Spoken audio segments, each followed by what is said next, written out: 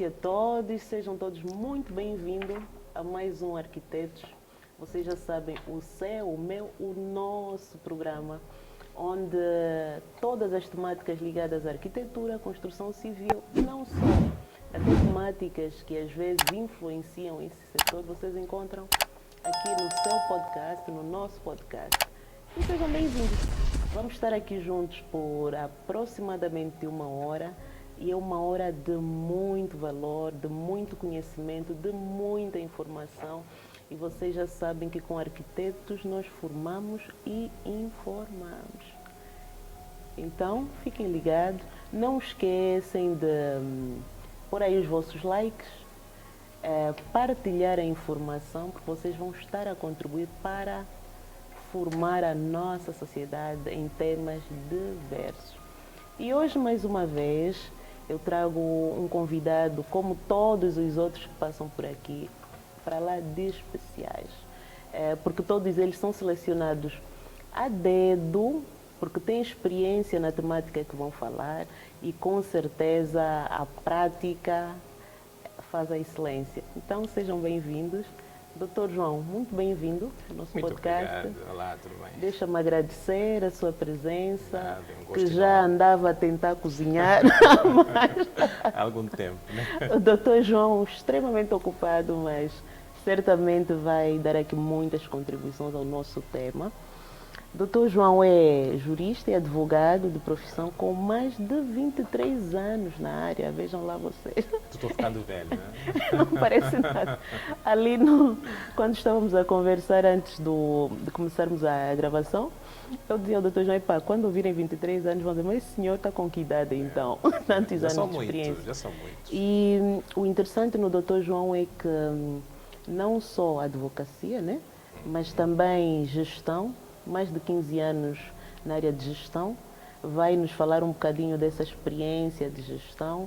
E outra parte interessante é o domínio são as formações que foi fazendo, que não só na área de direito, e certamente uma delas aqui ligada ao nosso tema. Dr. João, eu faço sempre uma pergunta aos nossos convidados, que é a sua história. Como é que vai parar ao direito? A minha história. Olha, é engraçado que o primeiro curso que eu quis fazer foi Engenharia de Construção Civil.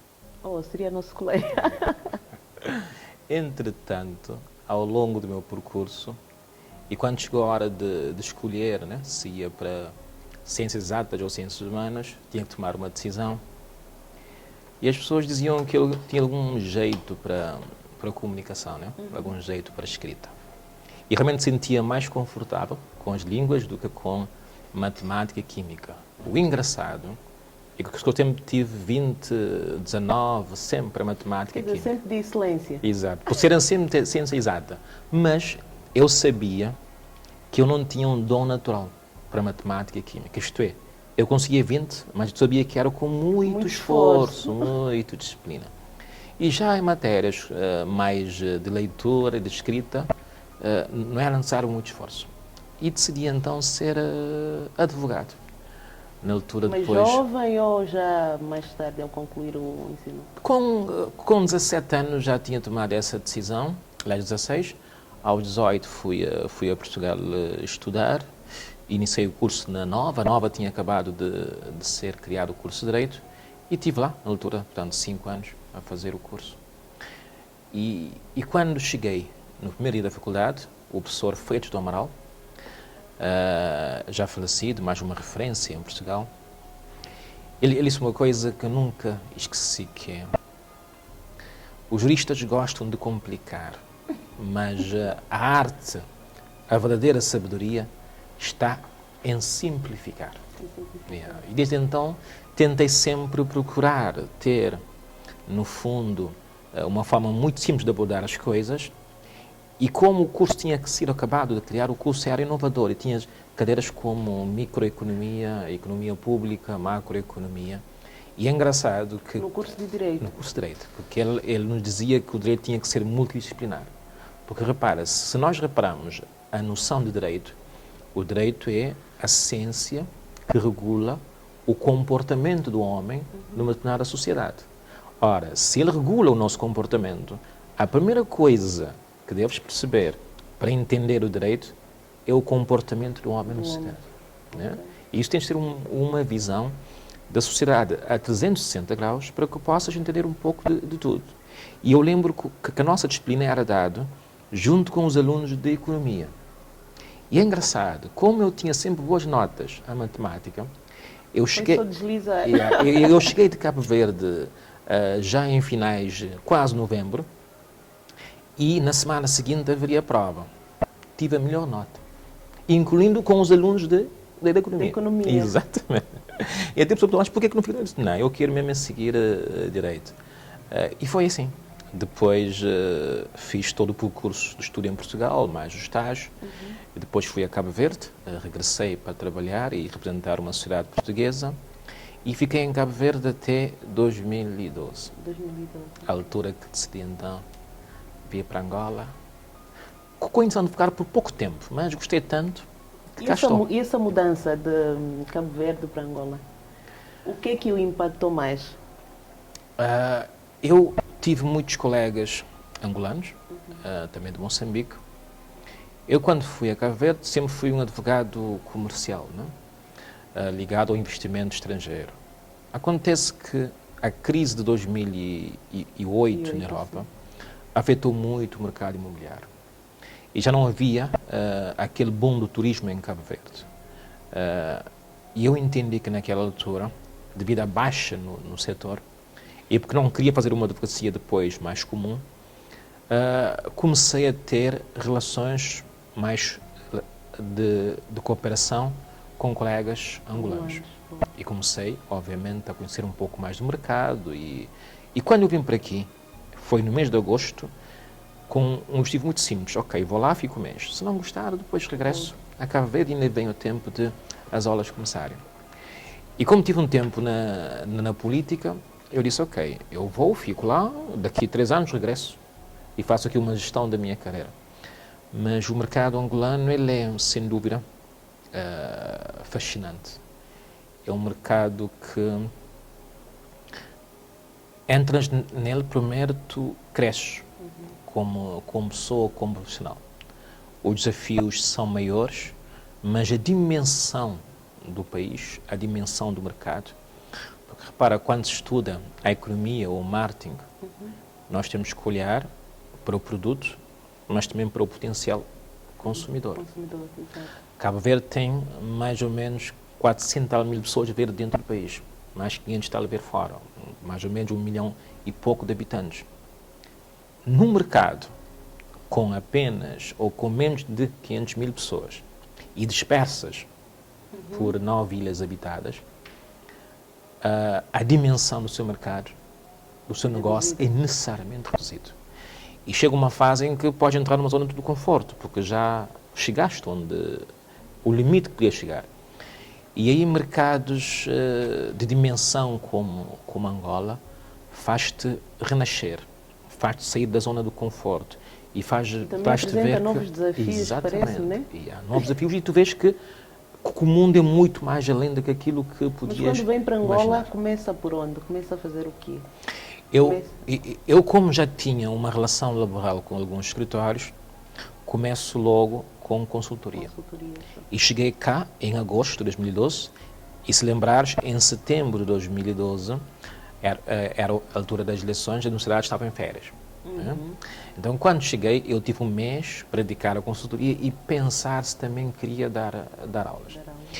E qual foi a razão que eu fui para lecionar? Conheci alguns colegas cabeleireiros, também estavam cá, e perguntaram-me se queria ir para o ensino. No começo, hesitei. Mas depois, o meu colega do escritório disse, olha assim, se queres ficar cá mais do que 1 ano, vais ter que ter um visto de trabalho. E talvez seja mais fácil ter visto de trabalho como professor. E se recordar, o ensino privado em Angola, fora de Luanda, começou nessa altura, 2010, 2011. Então havia um conjunto de universidades no Lubango, Benguela, que precisavam de professores. E eu já tinha uma longa experiência no ensino, não era difícil obter visto. E durante muito tempo fui fazendo essa conciliação, consultoria ou ensino.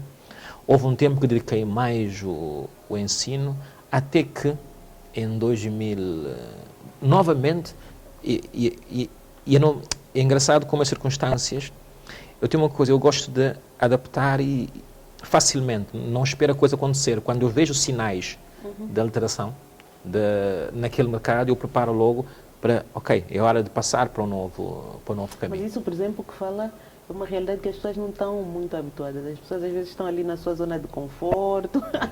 Mas se reparar, com exceção dos novos ricos mundiais da área da tecnologia, né?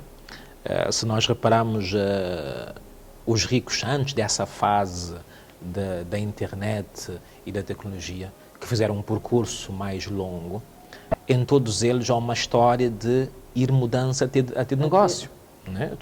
E mesmo que estás dentro, mesmo que no próprio negócio em que tu estás, tu tens talvez que ir adaptando, mudando de marca, e só assim consegues crescer, porque necessariamente as exigências da sociedade vão mudando com o tempo. O gosto do consumidor vai mudando, e se não perceberes, não, neste momento, o tipo de casa que as pessoas querem esta já não é mais aquela, chega uma altura em que o negócio... Mas então depois ficou-se pelo ensino ou foi acompanhando essas ondas de Em 2017, começo a preparar a saída para o mundo empresarial, e em 2019 inicio então uma carreira mais de gestão puramente empresarial mesmo. Quando eu penso na minha vida daqui a alguns anos, ou a partir de agora e até o final da minha vida, posso continuar, sim, a exercer a advocacia, consultoria, posso voltar a dar aulas, neste momento dou formações, mas vejo mais no mundo empresarial. No mundo empresarial. Muito bem, mas hoje o programa não é sobre a vida do doutor, mas eu gosto sempre dessa abordagem. E já falei muito sobre mim, né? Porque temos que conhecer a história do nosso convidado, que é para vocês perceberem que as pessoas chegam onde chegaram, existe aí um processo, um trajeto, então essa história é importante nós conhecermos. O nosso tema, doutor, eu o convidei por causa de uma preocupação minha enquanto arquiteta, e não só, de um modo geral as pessoas, e também porque já tive outros debates ligados, por exemplo, ao setor imobiliário, onde um dos fatores que inibe o crescimento imobiliário de forma regrada, com retorno financeiro dos seus investidores, é justamente os conflitos. Os conflitos de terra, os conflitos, porque o meu vizinho arrendei-lhe a minha casa, mas agora não me paga, não sei o que fazer, ponho-lhe na rua, não ponho. Os conflitos de terra, então, aqui pelo país, é muito constante. Aliás, Benguela, por exemplo, eu estive algumas vezes no Lobito, ali então os conflitos de terra também acontecem muito, praticamente é transversal. Correto. E as pessoas ficam sempre naquela insegurança, mas recorrer ao processo normal, né? Eu não sei como é que se chama, Tribunal Civil. O processo judicial. O processo judicial é um processo burocrático, nunca mais vamos resolver, há um desgaste emocional muito grande. E depois, quando se trata de casa, tem sempre aquele aspecto emocional, a minha casa.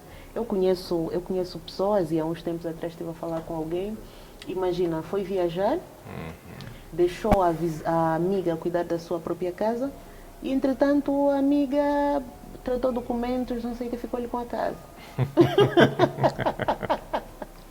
Então parece que o doutor tem aí uma solução. Então o nosso programa hoje é sobre arbitragem, vocês vão perceber o que é. Eu em particular achei interessante quando me convidou numa palestra que houve.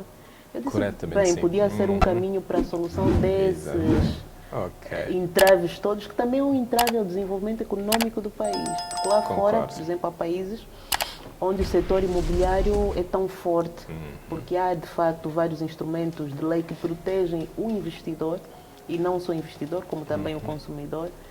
Mas como é que nós podemos então resolver aqui? Muito bem. Aí, duas notas. Portanto, é árbitro, não de futebol. Exatamente.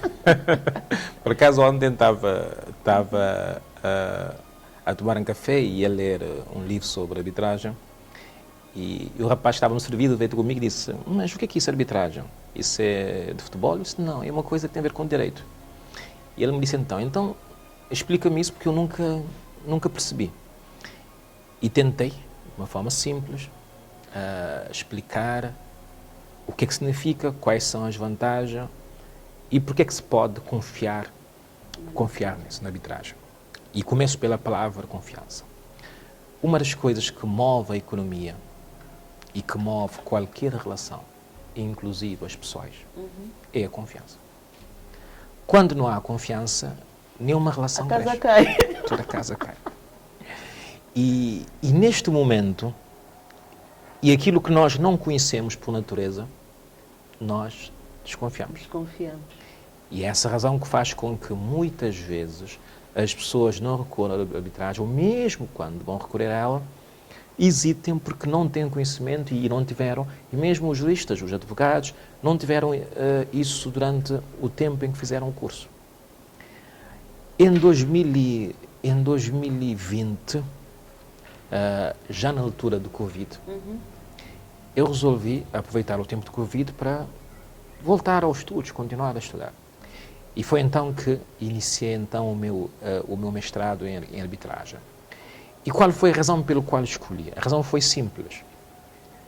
O mercado de advocacia, a justiça tal como nós a encaramos até agora, é um caminho que, eu não digo em extinção, mas ele vai ter muitas alterações. Isto é, tal como coisa lá fora, aqui também em Angola, daqui a alguns anos vai haver muito mais recurso à arbitragem do que ao tribunal comum. O que faz com que um jurista que tem iniciado agora esse percurso esteja melhor preparado para isso, sem contar com o efeito da tecnologia. A terra é algo que é sempre... Nós, africanos, somos muito apegados à nossa terra. E somos apegados nela de uma relação emocional, como frisaste. Tanto mais que, por vezes, nós até ignoramos o aspecto processual da legalização. Aquilo passou do meu avô para mim. E às vezes nem sequer... Eu lembro em Cabo Verde, quando ia com os meus pais para o cultivo, e perguntava qual a dimensão desse terreno. Aquilo era completamente intuitivo. Não, a minha termina... Estás a ver aquela árvore aí? Termina onde? Termina aquela árvore. E depois da árvore vem do meu primo... Estava a fazer lembrar algumas conversas com o meu próprio pai. E assim, aquela árvore ali, olha, é o limite. Esse que é o limite. Mas quando está... Não sei quando está... Então, mas um levantamento topográfico para dessa área da então, coisa. Essa questão cultural depois faz com que esse lado de documentação não é tanto salvaguardado. Só que o mundo mudou muito depressa. A tecnologia, as necessidades que nós temos, a questão do investimento. E houve uma altura em que nós não tínhamos pessoas de fora ou dos países a querer os nossos terrenos ou investir lá. Com o avançar da economia e a valorização que há do imóvel, quem vai comprar precisa de alguma garantia. Infelizmente, antigamente a garantia era a palavra. Tanto que, curiosamente, regra geral, com exceção de negócios sobre imóveis e alguns outros contratos, regra geral, a forma do contrato não é necessariamente por escrito. O artigo 219 do Código Civil diz o seguinte: as partes têm a liberdade de escolha da forma. Qualquer um serve. Basta nós falarmos, assinamos um contrato. E antigamente a palavra era tudo. Hoje já não. Ele é válido, a questão é a prova. Porque se eu negar, não tens como provar. A lei não obriga que seja escrito. E começam os tais conflitos. Exatamente. Isto é, quanto mais informal é o negócio, mais complicado é provar. Quanto mais complicado é de provar, mais dificuldade eu tenho de colocar aquilo no tribunal. Ora, nós temos tribunais em todo o mundo com processos longos, com poucos recursos, quer financeiros, quer humanos. E a nossa Constituição como quase todas as constituições do mundo, dizem que para além do Tribunal Judicial poderá haver outras formas de resolução de conflitos. Ora, a forma ideal para todos seria aquela forma amigável, ok? Eu cheguei, opa, isso é meu, ok, entendo, apertamos a mão, casa é minha. já está fixe. Seria perfeito. Mas o ser humano não é assim. Né? Então, a boa-fé não é uma coisa que se encontra em todos os corações. Nós estamos a falar, por exemplo, do setor imobiliário, mas também na construção civil, às vezes está a construir uma casa, mas não é isso que eu contratei. E no negócio o tempo é dinheiro. O tempo é dinheiro. Ora, na vida, se eu vou para um tribunal, eu demoro mais tempo. Mas tem uma outra vantagem. Eu posso ter um conflito com A e com B.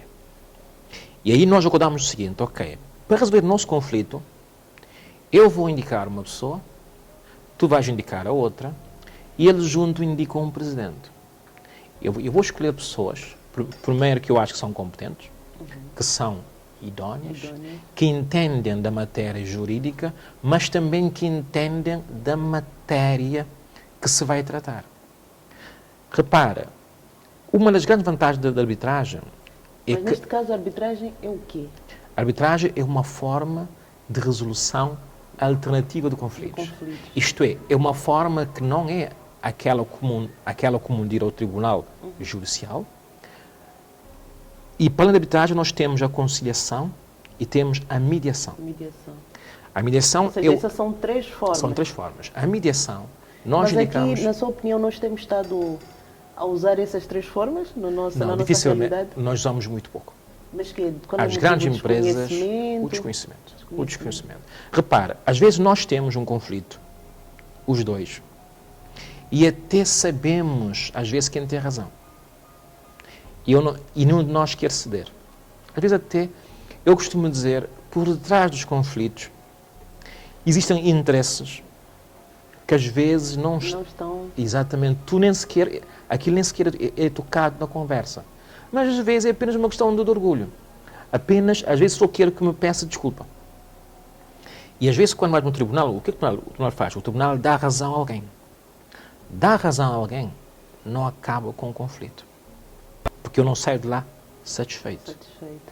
O que faz os meios alternativos é procurar uma forma em que não só eu consigo dizer qual a parte que deve ficar com aquele bem e o que A deve haver, mas tentar, sobretudo, salvaguardar a relação dessas pessoas. E mais, fazer com que eles não percam o tempo. Tanto mais como a forma como o processo será conduzido, as partes negociam o prazo que vai acontecer, qual é o dia que vai haver a audiência, se será segunda, se será terça. Tu fazes um calendário completamente do começo até o fim, de forma que nunca és pega de surpresa. Isto é, tu sabes que daqui a um mês vão ter uma audiência. A questão dos tribunais às vezes é que do nada, olha, daqui a X dias. Exatamente. Portanto, como é uma forma de resolução privada, as partes podem escolher o que vão fazer, como é que vão fazer e no tempo é que vão fazer e quem são as pessoas que vão decidir. Repare, se você colocaste agora um processo no tribunal, tu não sabes qual vai ser o juízo que vai ter aquela causa. Tu não sabes se o juiz tem uma competência específica naquele assunto. Isso é esse fator é inibidor, às vezes, da pessoa falar à vontade, né? Exatamente. E uma coisa que na arbitragem é possível, ela pode ser confidencial. Não é preciso haver essa exposição.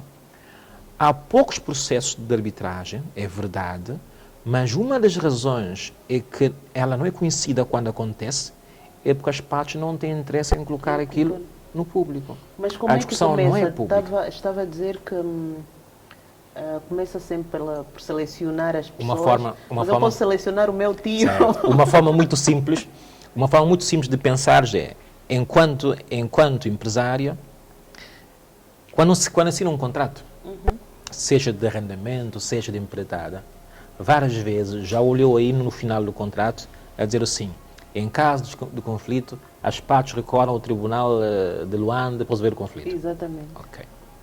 Imagina que, enquanto há uma coisa que diz o seguinte, em caso de conflito, as partes recorrem ao Tribunal Arbitral, que traz a sua sede em Luanda, será resolvido de acordo com a lei angolana, cada uma das partes resolve, Mas nós temos indica... um tribunal arbitral?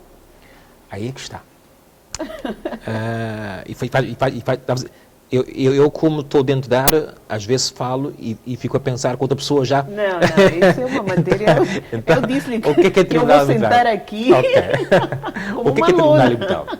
Tentar absorver o máximo Exato. de O informação que é que nós embora, temos? e espero que ali do outro lado Nós também temos, seja o exatamente, mesmo. nós temos os tribunais judiciais físicos, né? Ok. Mas vamos pensar, vamos crescer o espaço, vamos pensar no lado legal e no lado daquilo que está regulamentado pela lei. Tens o Tribunal Judicial e tens o Tribunal Arbitral. Ambos são tribunais com a mesma força, com o mesmo papel e a sentença terá o mesmo efeito. peso. Exatamente. O documento feito por um tem o mesmo peso que o documento feito pelo outro. Ambos servem como título executivo. Tu podes pegar e executar aquela sentença. E daqui a pouco vou mostrar essa diferença que existe. O que é que tu fazes? Uma vez colocado no contrato uma cláusula que nós chamamos convenção de arbitragem, que é aquele acordo que nós estamos dispostos a ir para o Tribunal Arbitral. Só que ambas as partes têm que estar de acordo. Okay? Nós queremos ir para o Tribunal e há uma lei que regula depois toda a forma como vai acontecer. Ou pode não estar no contrato, mas o conflito surgir. E aí eu digo, ok, surgiu o conflito, em vez de nós irmos para um tribunal, vamos para o Tribunal Arbitral. Portanto, Mesmo sem estar no contrato, exatamente, possível. sim. Depois fazemos aquilo na altura que o contrato... O doutor começou por dizer que há realmente muitos assuntos que não há são contrato. tratados só na base da confiança, Aí fazemos um documento, que chamamos de contrato arbitral, que nós dizemos que nós queremos ir para o Tribunal Arbitral. Okay. E esse tribunal, nós indicamos uma pessoa, obviamente tem que ser imparcial. Logo, se indicares alguém da tua família, Não dá. Não dá. Não pode ser o tio, o marido pode também ser o tio, não dá, o não amigo pode ser o não tio. dá. Mas também não pode indicar uma pessoa que foi teu advogado durante esses anos todos. Tem que ser Mas alguém então como é que eu encontro imparcial. essa pessoa? Nós temos vários... Como é que aí o nosso espectador, Exatamente. que eu acredito que aí por trás das nossas câmeras nós temos vários profissionais que se dedicam a isso e às vezes quando tu recorres ao teu advogado, seguramente que ele conhece muitos aptos que se dedicam a isso e há pessoas mesmo que só dedicam a isso. Né? Mas e será que não fazem... o meu advogado, que eu estou-lhe a pagar aí alguma coisa pela prestação de serviço, vai querer me indicar um árbitro? Não, haverá essa sensibilidade? Não, fez uma pergunta maliciosa. Eu costumo dizer não, mas que... É o problema das relações é verdade. humanas, não, mas é verdade. Sim. Eu costumo dizer que um dos grandes obstáculos da arbitragem muitas vezes são os próprios advogados. Sim, primeiro, por não conhecer tanto o mundo arbitral, mas por não conhecer tanto, e depois há advogados em todo o mundo. Eu costumo dizer aos meus amigos que quando vais ter um advogado, se a primeira solução que ele lhe dá é ir ao tribunal, não volte mais aí. Okay. Isto é, o advogado tem que tentar perceber o teu problema, ver a forma mais fácil de conseguir resolvê-lo e o meio mais rápido. E a primeira forma é, ok, vamos negociar com a outra parte. Porque às vezes, se eu vou ficar 3, 4, 5 anos com um processo pendente, com a desvalorização constante da moeda, às vezes, mas dizer, ok, tudo bem, então, se calhar vamos negociar, aqui fica menos 5 milhões, dá-me 15 em vez de 20, mas eu fico a ganhar. E é preciso analisar até o valor do dinheiro hoje, o valor que poderás vir receber nesse tempo todo e procurar a melhor solução. Portanto, chegar e negociar é talvez a melhor forma. Quando não acontece isso, na minha opinião, a arbitragem é a forma mais eficiente a seguir. A lei prevê um prazo de 6 meses. Uau, isso seria ouro sobre azul. repara, considerando a Estou-me a lógica lembrar de ali tempo dos e dinheiro, casos, dos 6 casos meses é perfeito. mediáticos, daqueles projetos que estava associado ao Pelé, entre outros, em que as pessoas estiveram extremamente desgastadas, anos e anos a tentar reaver E às os vezes seus até recursos. abandonam. Abandonam porque pá, estão exaustas, são Exatamente, discussões atrás de exato. discussões, vão ao tribunal e até às vezes queixam-se, pá, o tribunal não me resolve o caso, eu estou aqui, perdi o dinheiro, quer dizer, nesses casos em que, porque disse que a arbitragem tem que haver concordância entre as partes. Correto. E se a outra parte, por má fé, né? Imagina alguém que promoveu um projeto imobiliário e às vezes há aquela modalidade em que a pessoa faz um adiantamento para depois receber a casa. Imagina que Entrega um sinal, né? esse promotor irresponsável Aí- e não ali aí- os valores das pessoas e não Por isso quer é- concordar para ir para a arbitragem. Por isso, repara, há pessoas que fazem uma estratégia desde o início. Há pessoas que ele sabe que poderá haver forte hipótese dele não cumprir. E aí, ele tem interesse em ganhar tempo. Ir para um processo mais longo. Por isso é que quando nós negociamos um contrato, a melhor forma de salvaguardar é colocar no próprio contrato que vai recorrer à arbitragem. Porque no momento de assinar o contrato, ele não vai dizer não, porque se ele dizer não, ele vai dar-te a entender que ele está de má fé. Má fé. Portanto, quando se negocia, é mais fácil aceitar uma cláusula como essa. Quando há conflito, já é mais complicado. Mas doutor sabe. Porque quando há conflito, eu digo, ok, eu que estou a dever-te. Obviamente que eu quero ir para um mecanismo onde vou demorar Doutor, mais tempo eu estou a possível. rir porque está a falar e estou. Sabe que aqui o famoso aguentar. Certo. Assinou-se contrato, no contrato está lá muito bem salvaguardado a arbitragem, mas ele diz, vou aguentar esse camarada. E ele não seleciona, por exemplo, o seu árbitro, como disse ao início. Exatamente. Cada um tem que selecionar. Mas quando já está no contrato e já está claro como é que vai ser, se a pessoa não indicar, tu pedes o tribunal que indique. E aí um processo urgente, como se fosse uma preferência cautelar, o tribunal vai lá, vê a lista das pessoas e indica uma pessoa e o processo continua. O grande problema é quando tu não colocas isso no contrato. Quando tu não colocas, aí sim, aí ele vai gerir-te como da se diz. sensibilidade Portanto, do camarada. E o mais preocupante é que nos negócios internacionais há um estudo que diz que 95% dos contratos têm uma cláusula, uma convenção de arbitragem. 90 aí? 95%. Fora de Angola. Exatamente. No nosso país, com exceção do setor financeiro, e como sempre se ser sempre das áreas que são mais avançadas em cada país, porque tu relacionas com outros bancos de outros países e tu vais ter um conjunto de relações que ele te diz, e há empresas que dizem claramente, olha, se o contrato não tem condição de arbitragem, eu não assino. Uma razão muito simples, porque se houver conflito, ainda por cima, eu nem sequer sou deste país, tu tens um poder quase oculto que eu não tenho, tu te relacionas melhor com as pessoas, eu não posso dar-me o luxo de fazer um contrato que vai estar anos e anos no tribunal. Não me dá segurança jurídica. Eu prefiro que nós possamos fazer aqui uma convenção de arbitragem, que eu possa nomear um árbitro e também posso nomear, pode ser qualquer pessoa de qualquer parte do mundo, e nós tenhamos aqui uma solução. Mas há pouco me perguntou uma pergunta que ainda não acabei de responder, que é se há tribunais arbitrais. Há duas formas. Há uma forma que nós chamamos tribunal ad hoc, que é, ok, existe um processo e nós indicamos alguém. E tu indicas, eles escolhem e eles decidem como é que vão fazer, se vão trabalhar no escritório de alguém. E há centros de arbitragem. Em Luanda, provavelmente, deve existir pelo menos 3 a 5 centros que funcionam, com espaço físico. Já existem? Já existe. Portanto, há centros que só dedicam a isso. Se qualquer pessoa pesquisar no Google Centro de Arbitragem em Angola, vai aparecer aí 5. Mas por que não são conhecidos? Há um até porque eu acho que público. é uma temática... Há um até criado pelo Estado, que é a CREL, que funciona tanto como arbitragem como para mediação. Repara, os atores são determinados. Os atores maior desse processo, em maior número, são os advogados. Repara, não cabe ao juiz do Tribunal Judicial ir fazer recurso e fazer promoção de arbitragem, né? Porque é quase como uma forma concorrente, né? Então, os advogados é que deveriam fazer isso.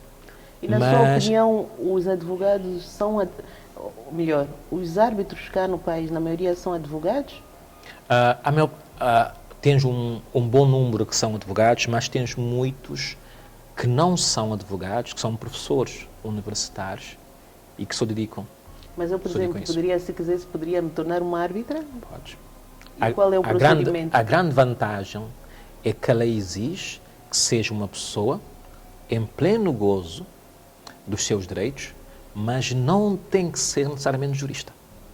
Repara, imagina que há um conflito sobre um contrato de empreitada. Se deve ou não haver alguma compensação, se a obra ficou bem feita, se o material usado foi de qualidade, eu consigo interpretar a lei. Mas eu não consigo olhar para a obra e dizer que isso está bem feito, porque eu não sou. O exemplo que dá, há coisa de 2 anos fui convidada para fazer uma consultoria num projeto mais ou menos nesses moldes. Um gabinete de arquitetura havia feito o projeto, construiu-se o projeto, mas não se concluiu. No ato de avaliação do projeto para certificação, porque era de um determinado setor, houve muitos incumprimentos da lei, das exigências legais. Então convidaram-me para dar esse suporte e avaliar se de quem seria a culpa, do ponto de vista técnico ainda. Exatamente, sim. Mas já se tinham passado 6 anos. Pois. Porque aquilo que faz foi jurista muito interessante. é porque pegar alguém nos fatos. Sim, mas alguém aprovou o projeto. Exatamente. E na altura foi o que eu disse, alguém aprovou o projeto. Pronto, né? Porque o que é que se passava? Quando o meu cliente, no caso, foi solicitar ao gabinete que revisse as falhas identificadas ou as omissões identificadas ao projeto, o senhor estava-lhe a cobrar por mais algum valor. Pois. Porque disse, passaram 6 anos, Já foi. agora vou alterar o projeto. É um problema que nunca terias na arbitragem. E a arbitragem, para permitir que o resultado, a decisão seja... Ou seja, eu no fundo o que queria dizer é o quê? Quer dizer que como arquiteta, neste setor também posso arbitrar conflitos. Certo. Ou seja, fica ali o nosso... Exatamente. Mas qual é a base? Qual é o... Tem que ser licenciado? Não? Não. De repente também pode ser uma área interessante para... Porque não, do ponto de vista de empreendedorismo, desde que essa pessoa conheça daquele assunto, conheça a matéria. Imagina que há um assunto que é relacionado, por exemplo, com a medicina. O advogado entende da lei, mas quem entende do processo da matéria é o médico. Eu posso chamar um médico para estar no meio dos hábitos, que é para poder ter uma opinião mais técnica. Regra geral, no tribunal, tu apenas solicitas uma pessoa para dar-te um parecer. E o juiz vai analisar. Na arbitragem, essa pessoa pode estar incorporada dentro do próprio processo. Os centros de arbitragem, o que é que fazem? Eles têm uma lista de pessoas que são árbitros daquele centro, considerando a competência, considerando a experiência, e são árbitros. E quando tu procuras aquele centro, já sabes que podes escolher entre aquelas pessoas. E eles dão a lista. Mas nada te impede, nas arbitragens que tu não vais para o centro, simplesmente indicas as pessoas, de indicar as pessoas que achas que são capazes de dar solução. Mas tu também tens a mediação, em que eu procuro uma pessoa. Estás a ver quando nós recorremos aqui ao SOBA? O mediador, no fundo, é a pessoa que não dá decisão, mas faz-vos chegar ao entendimento. Exatamente. Isto é, ele às vezes retira aquele lado emocional que está por detrás disso. Às vezes, o que é que ele faz? Ele coloca as pessoas... Às vezes é a família que vai lá sentar para mediar. Exatamente. Às vezes, as pessoas precisam conversar.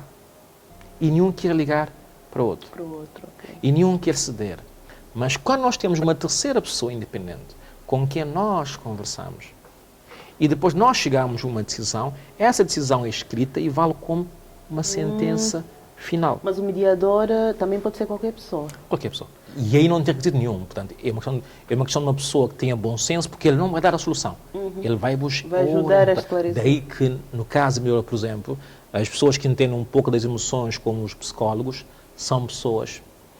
E vou dar um exemplo muito simples, que se aprende quando se estuda a mediação. Chegam duas pessoas para falarem contigo.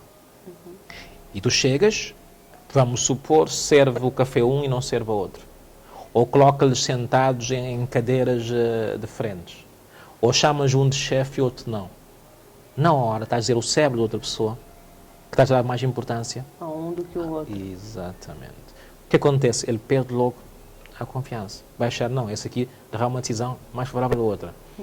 No fundo, a forma como o cérebro funciona é determinante também no setor da justiça. E essa justiça mais pura de pegar a lei e aplicar e ver quem tem razão, de ver como é que os factos são relatados pelo advogado, muitas vezes nós, advogados, nós pegamos e nós temos que ter tempo nós temos o nosso ego. Às vezes o que nós queremos mesmo é mostrar ao colega que nós conseguimos vencer aquele caso. E o que é que fazemos? Pegamos no fato e construímos uma narrativa com flores, para ver se a pessoa ganha.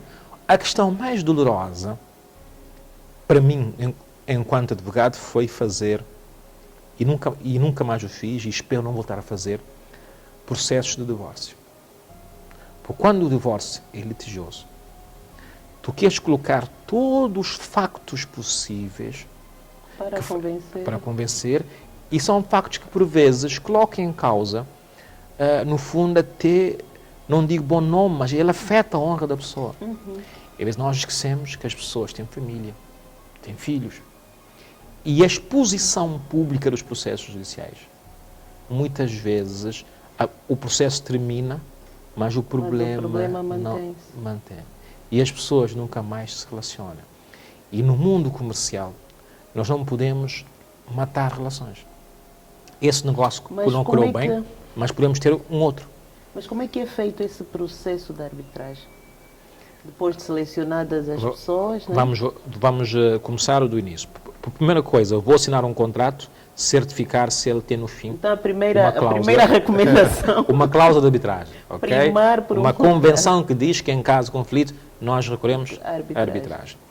E há uma lei que regula isso, que regula todo o processo. As partes podem colocar no contrato, como se diz em direito, temos normas obrigatórias e normas supletivas. Isto é, quando as partes não dizem nada, aplica o que está na lei.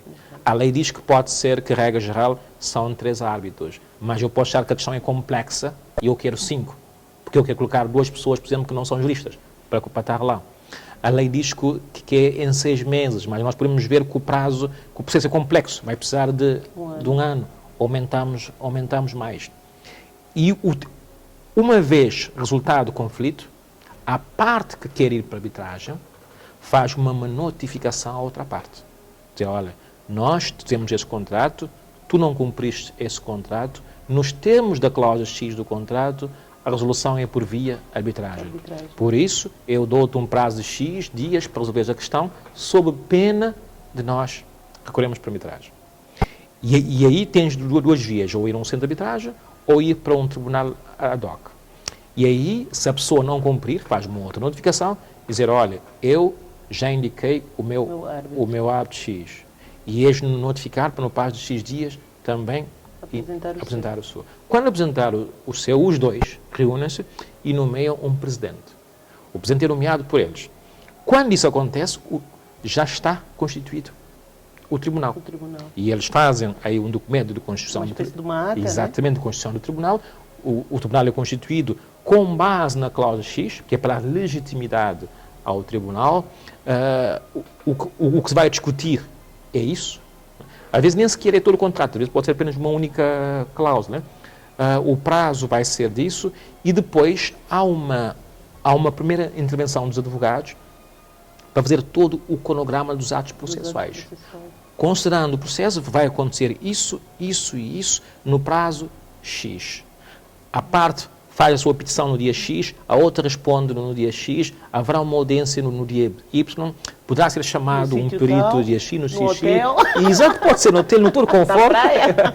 E tudo depois a sentença é preferida na data X. Quer dizer que eu consigo planear a minha vida, né? E ter aí uma expectativa. E não tens surpresa. Qual é, talvez, aquilo que pode ser uma aparente desvantagem? O Tribunal Arbitral, por ser uma coisa privada, não tem poder de executar.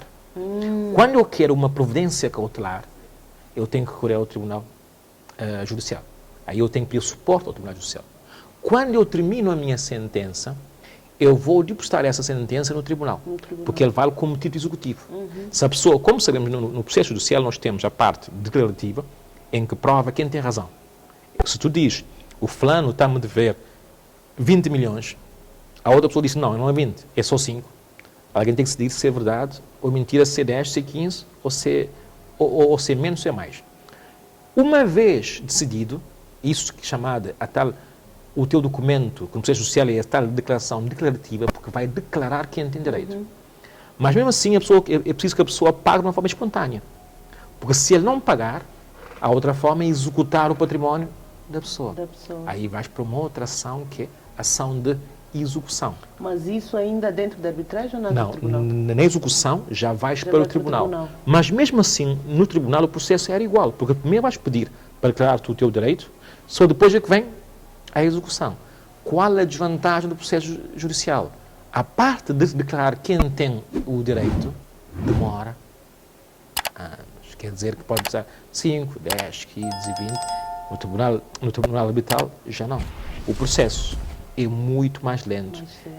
E pode haver, as partes podem optar, em algumas situações, de ter uma solução segundo o que a lei diz de equidade.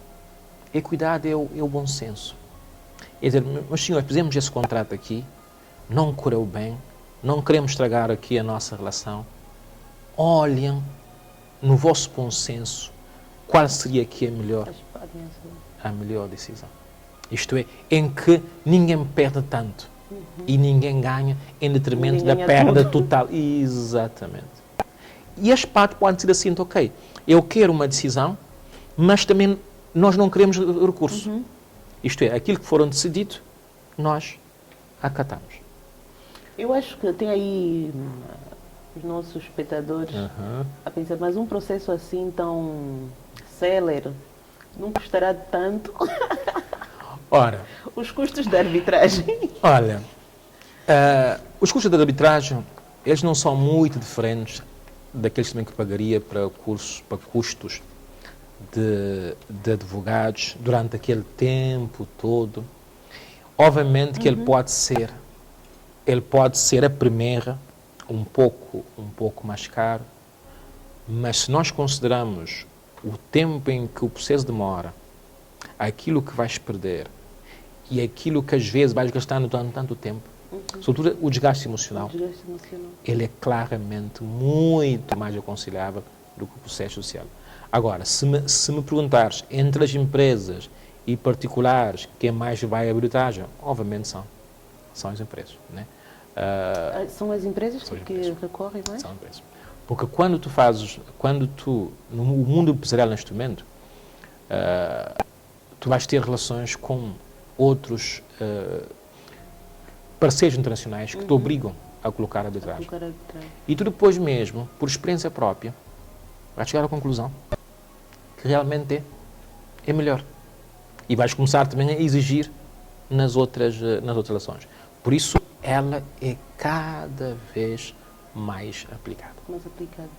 E em caso de... Porque agora estou dizendo, mas então estou aqui com os meus conflitos. Onde é que eu encontro esses árbitros? Já temos muito no país, na sua opinião? Já temos. Mais ou menos em torno de... Assim, por acaso nós temos, ainda não há uma associação formal dos árbitros angolanos, está a ser neste momento constituído, mas eu diria, por exemplo, nós temos um grupo no WhatsApp sobre isso, mas eu diria que colegas que se dedicam mesmo a tempo inteiro a isso, já deve ultrapassar 100. Já. Não, ainda muito pouco para o universo do país. Não é muito pouco, é muito pouco para o nível do país, mas repara, à medida que for havendo mais... Divulgação. Exatamente, e mais procura, Mais procura. obviamente que mais colegas vão se dedicar a isso. Ele é um processo, a forma como ele decorre, ele é diferente, né? Não só o lado legal, como expliquei, mas há uma forma mais moderna. Isto é, por exemplo, as partes, por exemplo, ao contrário do tribunal normal, estão numa mesa e cada advogado está a apresentar os factos, por exemplo, em PowerPoint. E a forma como tu apresentas os fatos, o processo não é igualzinho ao que vais para o tribunal, porque tu tens que convencer as pessoas. A técnica é mais aprimorada, né? A forma como tu vais resumir os factos, a forma como vais selecionar os documentos, a forma como usas a tecnologia e a verdade deu um grande salto durante o tempo da pandemia. Né? Porque aí ela pode ser feita online sem problema nenhum. O Tribunal Judicial tem mais reticência. Mas então ali de também usar existe uma oportunidade de gerar emprego, trabalho, né? Ou com certeza. para as pessoas. Mas Sobretudo, quais são as habilidades que, por sobretudo, exemplo, um árbitro tem que construir? a primeira coisa é fazer uma formação específica de arbitragem, já que o aspecto processual é diferente. Ele não estava habituado a isso e a maior parte das universidades não tem uma disciplina sobre isso durante o curso. É aconselhável. E temos aqui, em Angola, formações? Vão acontecendo várias, né? e até pós-graduações em várias universidades angolanas. E há curso de curta duração, em que se aprende isso. É possível em 3 dias aprender isso, portanto, eu já dei vários cursos de curta duração sobre isso, em 3 dias, formações, em que acaba porque como a pessoa já tem a noção jurídica, é só ver as não, diferenças. Mas isso é para alguém que tem a noção jurídica, né? Quando que seja alguém de uma outra área. Quando não se tem noção jurídica, portanto, uma pós-graduação é insuficiente. Portanto, tens aí 6 meses de aula, acabas por aprender quase tudo. Para quem é jurista, ele tem que ser muito bom nas áreas em que ele quer ser árbitro. Isto é, se eu quero ser um árbitro mais ligado ao setor da construção imobiliária, tenho que estudar mais sobre isso. Porque a grande vantagem do árbitro é ser muito bom. Porque senão não és voltado a ser referenciado. Porque como juiz no tribunal não há escolha, tu estás lá e tu recebes os teus processos, tens a tua cota à parte. Tens trabalho sempre. Mas o árbitro, ou ele é excelente, ou ele não consegue. Ou então não consegue trabalho. Não consegue. Porque eu não vou colocar. Porque como eu não sou obrigado, eu é que escolho. Eu não vou escolher. Alguém que não entenda nada do assunto. Exatamente. E aí talvez, como eu costumo dizer, às vezes hoje em dia, não basta saber, tem que se mostrar que sabe. E tem que se publicar sobre o assunto, para que o público sinta confiança, que vale a pena confiar naquela pessoa. Mas e as habilidades que tem que ter, para além de conhecer muito a área? Quer dizer, eu tenho que definir que vou ser um árbitro na área tal, na especialidade tal. Esse é o primeiro ponto. Aí tens uma coisa muito importante. Mas e a formação, a depois tens que dominar as relações humanas. E a própria, entender de pessoas. Exatamente. E a própria inteligência emocional. Porque o que se quer na arbitragem também é que as partes saiam com a sensação de que a solução que foi dada foi justa e convenceu. Ok? A pessoa tem que saber ter essa imparcialidade, mas conseguir ao longo do processo mostrar isso. E o processo não é tão formal, né? Às vezes tens que saber como falar com as pessoas. No tribunal é muito mais autoritário, é tudo imposto. Lá não, lá as partes são de livre, espontânea vontade. E acabam por olhar o direito de uma forma diferente. Não como algo para resolver um problema, mas como instrumento que é útil para todos nós. Eu diria que a habilidade de comunicação, de lidar com as pessoas, inteligência emocional é seguramente fundamental. O doutor João, no seu caso, quais são os processos que tem lidado mais? Olha, está vocacionado para uma área específica? Eu estou mais vocacionado para aspectos comerciais, aspectos empresariais, aspectos financeiros, bancários, mas também, obviamente, o próprio direito do trabalho. Muitas vezes, e já houve um processo interessante em que participei, em que o trabalhador recorreu ao Tribunal Arbitral para pedir a compensação, a indemnização pela sua saída. E correu. e correu lindamente, as partes aceitaram completamente a decisão. E o fato daquilo não demorar tanto é uma das coisas que depois ajuda, porque tu... Exatamente. Doutor, estamos aqui, como vê? Passa muito rápido, né? Uma hora de aula. E já falamos sobre muita coisa, né? Já falamos assim, em tom de resumo. Quais são as vantagens que devemos elencar? Ok. A primeira vantagem que eu digo é que ela não é só uma forma alternativa, mas uma forma mais eficiente. A solução que é dada é uma solução que dá-te mais certeza, mais confiança, porque é feita por uma pessoa competente, dedicada à área, reconhecida, que vocês escolheram. Não caiu de lá de paraquedas. A possibilidade de nós dizermos não, nós vamos aceitar a decisão, não vai haver recurso, a decisão acaba por aqui. A hipótese de eu ainda decidir perante o bom senso, sem ter que aplicar o direito. Porque às vezes que as partes já sabem o que é que eles querem. Ok, tudo bem, exato, eu cedo aqui, tu cedes lá e nós chegamos a isso. A possibilidade de manter as relações mesmo após a resolução. Porque a arbitragem, ele resolve realmente o conflito. Ele não só dá razão à pessoa, mas ele resolve o conflito. Obviamente que o tempo é um fator crucial. E ele é uma coisa que ele atrai o investimento. Porque quando o investidor sabe que a solução é dada pela arbitragem em pouco tempo, ele tem mais garantia. Porque às vezes não adianta eu ficar com um processo. Na minha contabilidade, passar anos e anos, eu não sei se isso vai ser ganho ou se vai ser perda. O saber a resposta é uma coisa que para o mundo empresarial é fundamental. A hipótese de eu poder ter entre os hábitos uma pessoa que não é de direito, mas que entende do assunto, dá-me certeza. É ouro sobre azul. Exatamente. Portanto, a arbitragem não é um mundo exclusivo dos juristas. E essa é talvez a razão pelo qual nós, não sei se somos um pouco egoístas, né? O fato dela permitir a entrada de pessoas estranhas é um dos motivos que às vezes muita gente fica, ok. Não se divulga tanto, será? Exatamente. É uma das razões. Então temos aqui a sorte ou a bênção de estar a contribuir. Aqui a falar sobre isso. E eu sempre preocupo-me muito estar no setor da construção, no setor imobiliário, e ver o desgaste que as pessoas têm, às vezes, com uma casa que compraram, que devia estar devidamente executada, mas não está. Uma das perguntas que perguntam sempre é, ok, mas será que isso, e já falamos sobre isso, mas é bom voltar a frisar, será que isso é válido? Será que isso tem peso? Por lei, ela tem o mesmo peso que qualquer sentença judicial. Muito bem. Olha, espero que tenham tomado nota e, na realidade, eu quero incentivar, porque aquele nosso hábito de lutar para resolver as coisas, de aguentar o outro, não. Temos que começar a ir por caminhos legais. Exato. Porque às vezes as pessoas partem já para a agressividade, depois já não aguento mais. E perdem mais. Exatamente, vão partir para a agressividade e às vezes até acabam perdendo a razão, né? E a demora judicial às vezes faz com que isso aconteça, né? Porque a emoção da pessoa altera, fica cansada, fica desgastada e acaba por praticar uma coisa que depois até perde a razão. Portanto, na arbitragem, esse lado emocional é mais fácil de se gerir e de se acalmar. Porque uma das queixas que ouço muito é: eu estou a promover um projeto imobiliário de renda, imaginemos, renda resolúvel, mas o cliente depois deixa de pagar a renda. Como é que eu vou resolver? Se o tribunal diz que eu também não posso de qualquer forma colocá-lo na rua. Exato.